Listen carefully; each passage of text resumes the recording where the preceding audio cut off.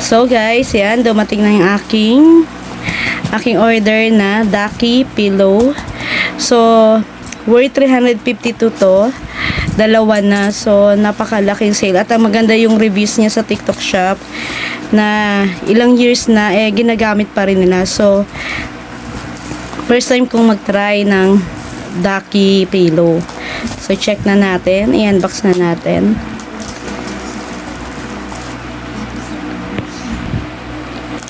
Ayan. So, guys, ayan na. Na-open na natin. Ayan. Ayan. Ang Ducky pillow. Maganda kasi yung mga feedback sa pillow na ito. Kaya, nag-try din ako. Na malambot siya at matagal siyang masira. So, i-check natin.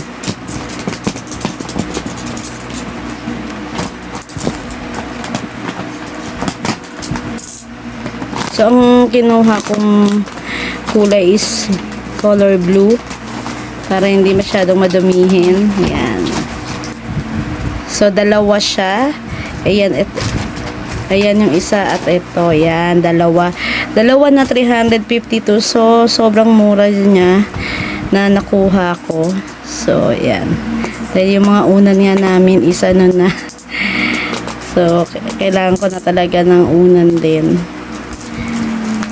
Nakita ko tong TikTok shop na to. Si Kiray Celis ang nag-live selling. So, ayan.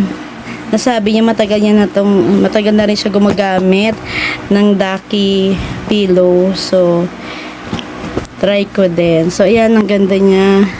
Ganda niya pala. Malaki. Ayan. Yung isa rin, bubuksan ko. Ayan. Yan, open natin. Ayan, yung tatak niya, oh. Ducky. So, maraming bumibilis ng Ducky pillow sa TikTok shop. Mura na at matagal masira at malambot pa. So, deserve natin to, sabi nga ni Kiray Celis. Deserve natin na magkaroon ng magandang tulog, di ba? So, ayan. Na comfortable tayo sa ating unan. So, yan. So, yun guys. At, ayan, nakabili na kami nito. At, maganda siya. Malambot nga siya. So, yan. Yan. So, try nyo na rin na bumili ng pillow sa TikTok shop. Ayan, ang nagla-live selling niya si Kiray Celis So, ayan, hopefully is magustuhan ko rin. Pero mukhang magugustuhan ko to kasi nga sobrang lambot at malaki siya. So, yun lang guys. At wait na lang kayo sa iba pa naming unboxing sa mga susunod na araw.